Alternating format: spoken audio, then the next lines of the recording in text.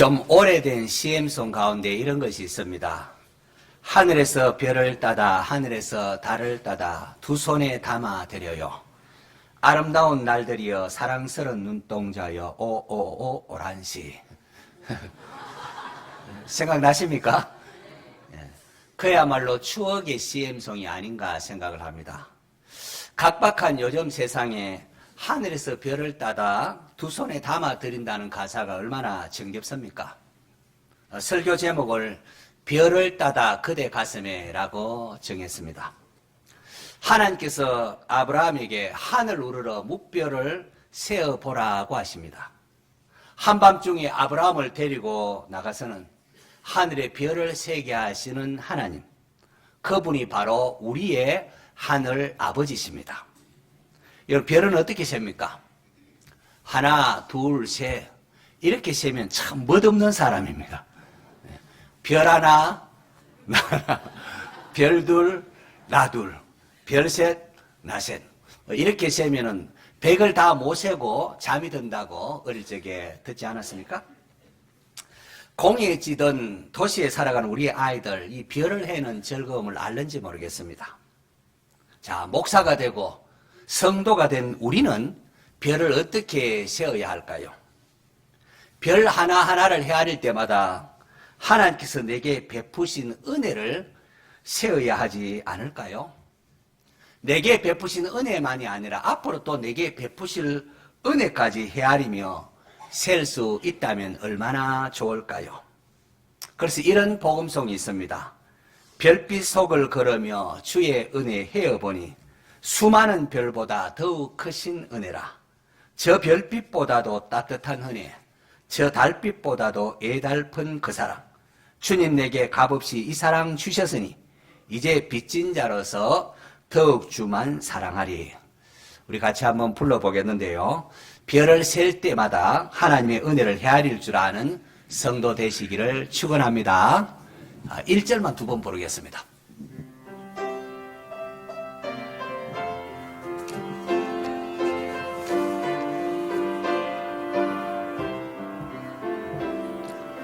별빛 속을 걸으며 주의 은혜 헤어보니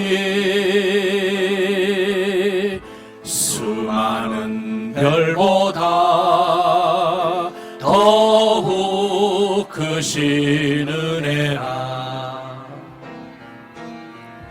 저 별빛보다도 따뜻한 은혜, 저 달빛보다도 애달픈 그 사랑.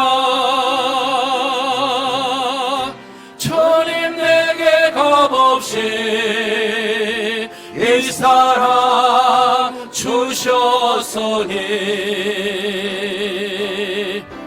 이제 빚진 자로서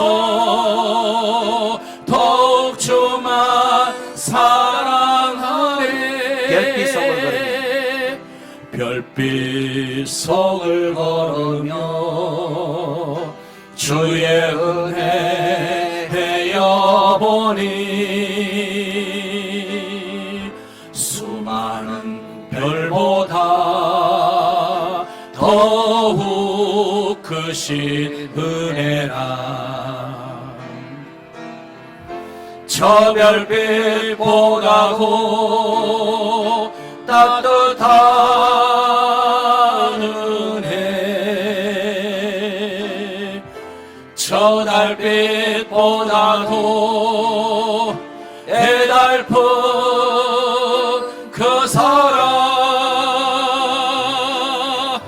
주님 내게 값없이 이 사랑 주셨으니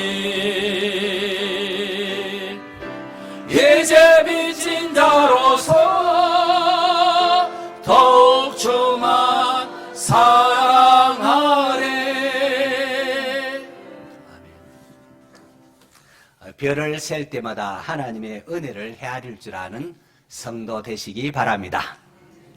오늘 읽은 본문 창세기 15장 1절을 보시면은 이후에 여호와의 말씀이 환상 중에 아브라함에게 임하여 이르시되라고 했습니다. 이후에 어떤 때를 말할까요? 그 앞에 창세기 14장을 읽어보면 나오는데요. 아브라함이 조카 롯을 구하기 위하여 엘람 왕 그돌라오멜과 다른 왕들이 이끄는 많은 연합군을 격파하고 승리해서 돌아왔을 때입니다.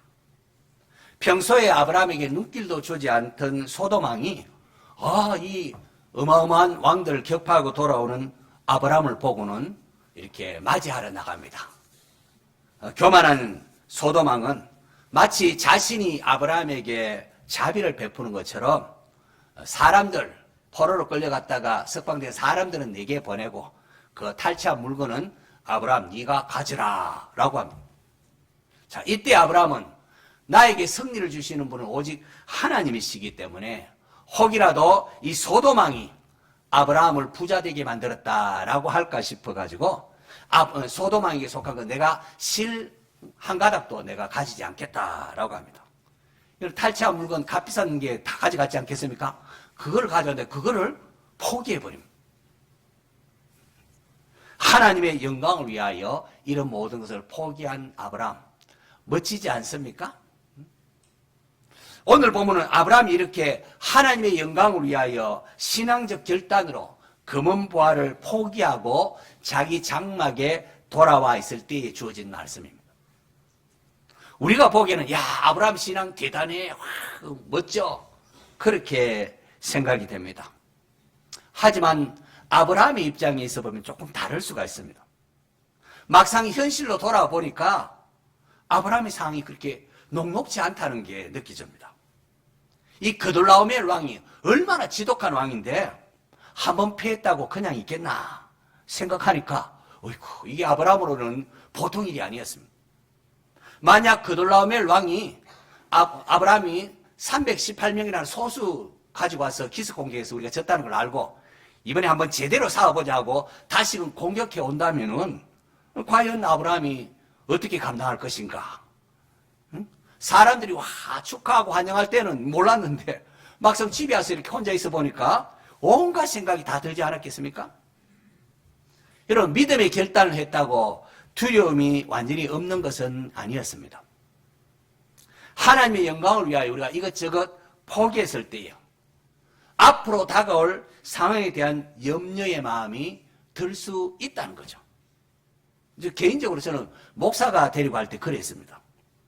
목사가 되겠다고 한 것도 아니고 하나님, 저는 싫지만은 하나님이 정 나를 목사 되어야 한다고 그렇게 하시면은 제가 목사가 되겠습니다 라고 했습니다. 이 고백을 하자 저동안 저를 짓누르던 모든 무거운 짐이 다 사라지는 것 같습니다. 하나님 시키면 하고 안 시키면 안 하면 되거든요. 하지만 아울러 목사가 되면은 절제해야 될 게 좀 많습니까? 그걸 생각하니까 이제 나는 무슨 재미로 살아갈 것인가, 이런 두려움이 또한 찾아왔습니다.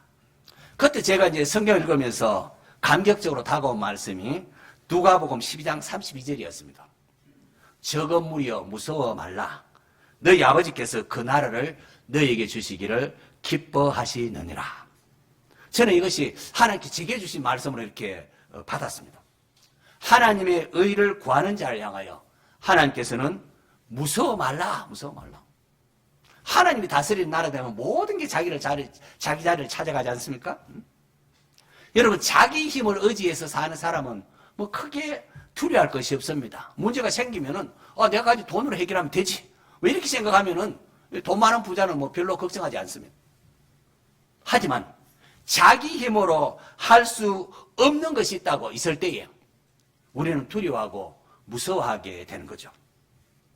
하나님을 향한 신앙으로 소돔 왕이 제안했던 금은 보화 같은 것을 포기한 아브라함이었습니다.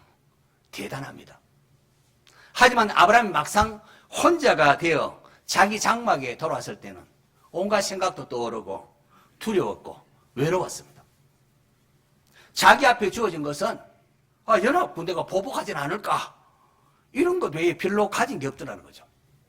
바로 그때 하나님께서 환상 중에 아브라함에게 말씀으로 임하신 겁니다. 아브라함아, 두려워하지 말라. 두려워하지 말라. 나는 내 방패요 너의 지극히 큰 상급이니라 라고 하십니다.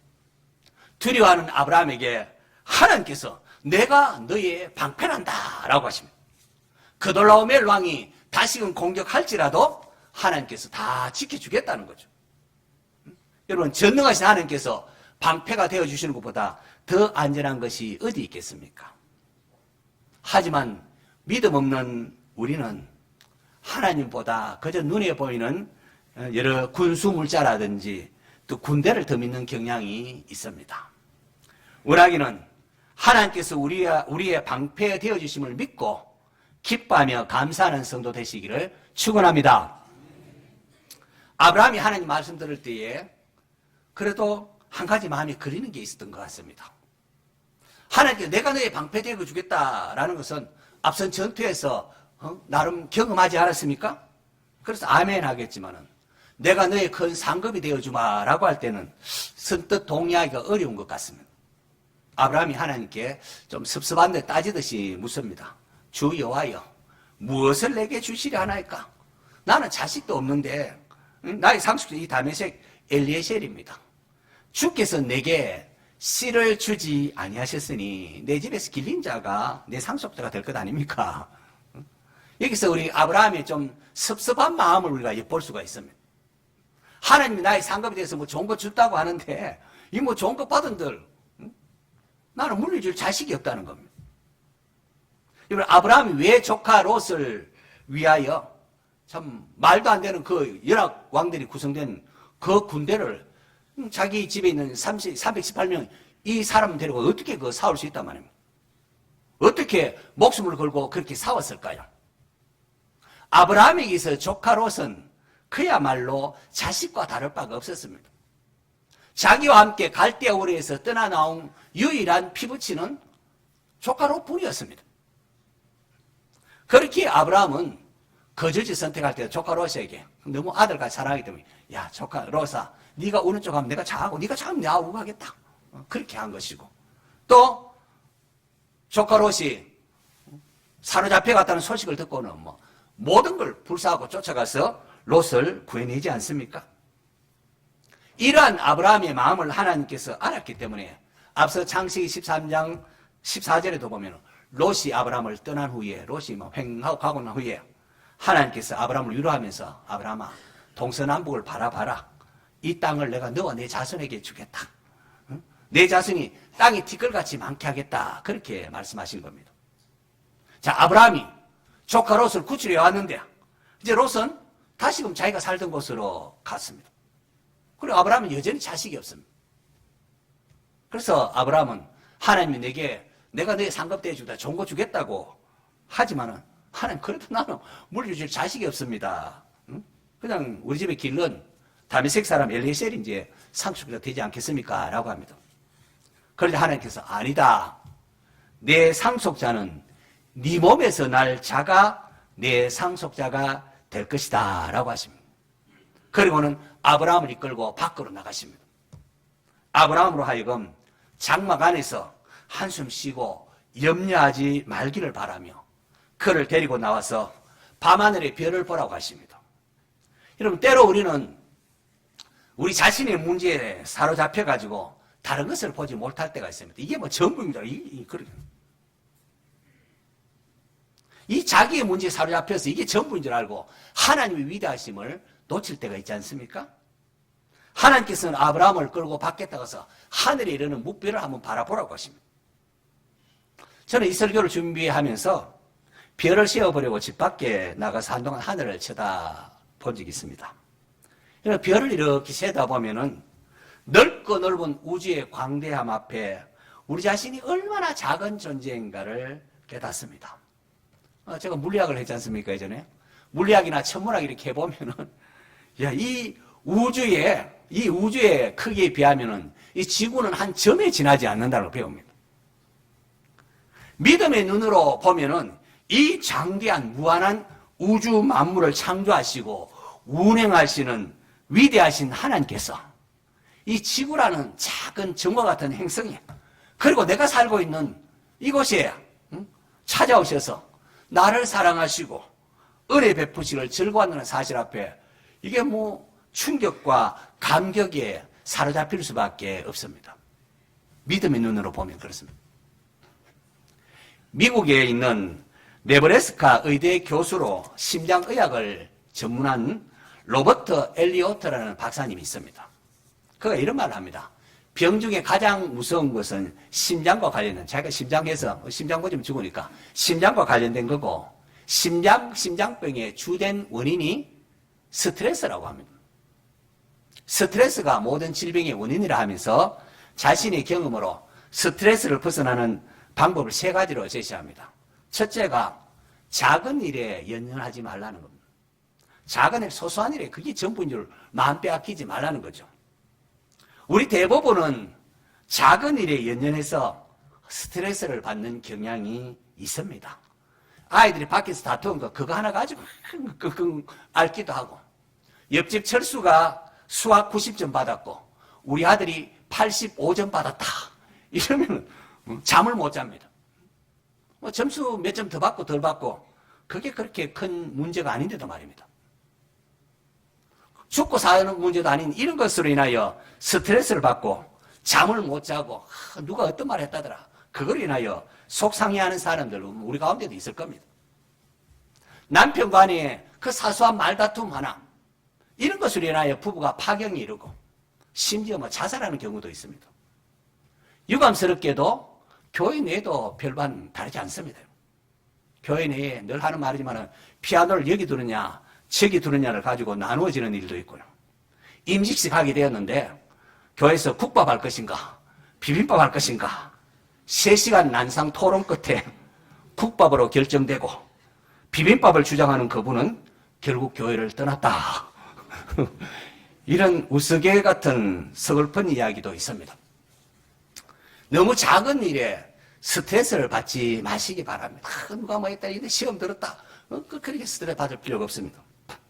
사도 바울, 참 좋은 빌립보 교회가 또 다투는 게 있어서 서로 다투는 빌립보 교인들을 향하여 너희 관용을 모든 사람에게 알게 하라 라고 권면했습니다.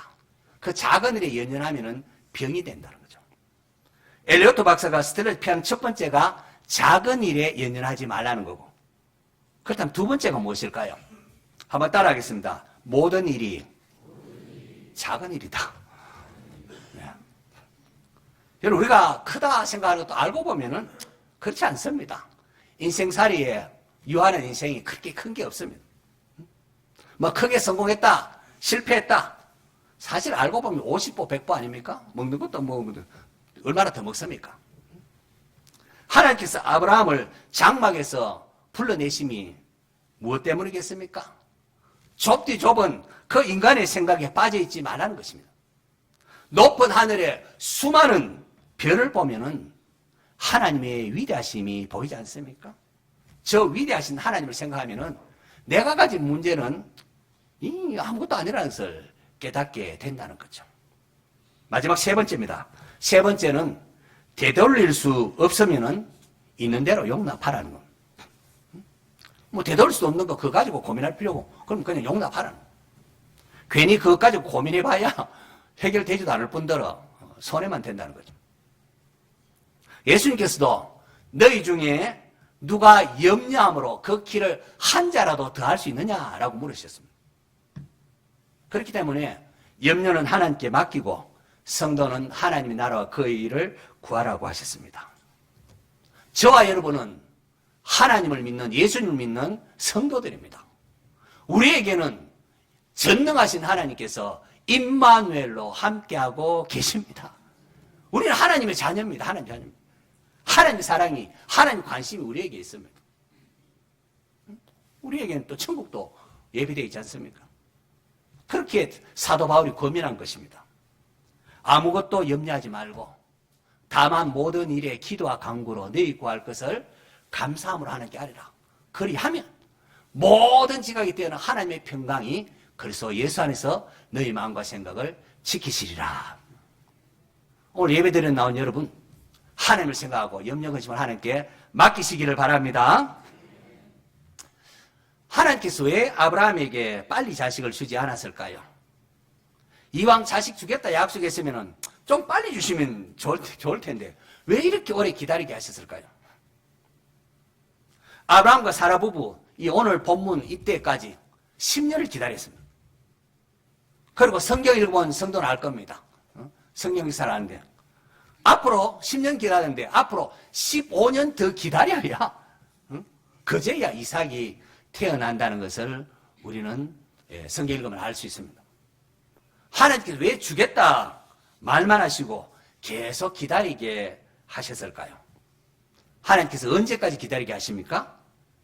아브라함의 아내 사라가 태가 다쳐서 이제 누가 봐도 아이를 낳을 수 없다 할 때까지.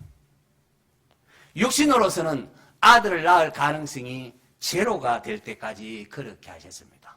왜 그렇게 하셨을까요? 아브라함의 후사는 단순한 육신의 자식이 아니었기 때문입니다. 하나님께서 약속하고 있는 하늘의 별과 같은 후손은 단순한 육적인 이스라엘을 뛰어넘어서 성령의 역사를 통하여 태어날 믿음의 후손들입니다. 그래서 하나님께서는 인간적으로는 불가능할 때에 이삭이 태어나게 하셨습니다. 이삭을 통하여 아브라함은 장차 이 땅에 오실 예수 그리스도를 보았던 겁니다. 그래서 예수님께서 유대인들 향하여 너희 조상 아브라함은 나의 때에 볼 것을 즐거워하며 보고 기뻐하였느니라. 아니 아브라함은 BC 2000년 전 사람이고 예수님 2000년 뒤에 오시는데 아브라함이 어떻게 예수님을 태어날 것을 봤단 말입니까? 이삭이 태어나는 것을 보고 아브라함이 믿음의 눈으로 봤다는 거죠. 성도 여러분, 기다림이 길수록 하나님께 주시는 선물이 더 크고 놀랍다는 사실을 아시는지요? 이 사실을 믿으면은 우리가 견디기 좀 서럽습니다. 하나님이 얼마나 더 좋은 거 주시는구나. 믿음으로 기다릴 수 있기를 바랍니다.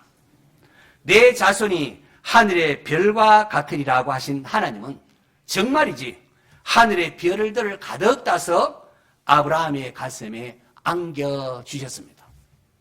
그 별 중에는 저와 여러분도 있습니다. 믿습니까? 저는 이 설교를 준비하면서 여러분 들은 노래가 있습니다. 저 별은 나의 별, 저 별은 너의 별, 별빛에 물들은 밤 같은 까만 눈동자. 저 별은 나의 별, 저 별은 너의 별, 아침 이슬 내릴 때까지. 원래 이 노래는 독일의 하이츠 시몬이 부른 곡인데 우리 한국의 송창식, 윤영주, 이 트윈 폴리오라죠. 트윈 폴리오 가수가 한국말로 변환해서 조금 다르게 가사를 바꿔서 이 노래를 데이트 시켰습니다. 저의 시대에 70, 80 시대에 많은 사람들이 이렇게 해변에 가서 기타 치면서 통기타 치면서 이 노래를 많이 부른 것으로 알고 있습니다. 저는 오늘 말씀을 준비하면서 하늘의 별을 향하여 저 별은 나의 별, 저 별은 너의 별이라 할 수 있는 사람은 오직 하나님의 백성들만이 그럴 자격이 있다 그렇게 생각이 들었습니다. 아브라함의 자손, 우리 하늘의 별들, 우리가 바로 아브라함의 자손들 아닙니까? 하늘의 별과 같은 우리를, 많은 우리를 아브라함의 자손으로 불러주시고 천국을 허락하시는 그 하나님께 감사와 찬송을 올려드리는 성도 되시기 바랍니다. 말씀을 조금 정리하겠습니다. 사랑하는 성도 여러분, 하나님께서는 택한 백성들에게 야 우리 함께 별 보러 가자 하시는 분이십니다. 혼자 힘으로 어떻게 할 수 없다고 끙끙거리고 웅크리고 있지 말고 밖으로 나와서 하늘의 무별을 우러러 보라고 하십니다. 그리고 한번 세어보라고 하십니다. 여러분 4000년 전 공해도 없던 그 시절 하늘의 별이 얼마나 많았을까요? 별들이 그냥 쏟아질 것처럼 보이지 않았겠습니까? 저 어릴 때만 해도 하늘의 별이 참 많았습니다. 막 별들이 그냥 쏟아질 것 같은 하늘입니다. 내 자손이 이와 같으리라. 우리에게 장래의 소망을 주시는 하나님이십니다. 오랜 기다림은 그만큼 크고 놀라운 축복이 예비되어 있었던 것입니다. 믿음으로 살아가고자 하는 성도 여러분, 현실이 막막하고 힘들다 할지라도 낙심하지 마시고 외로워하지 마시기 바랍니다.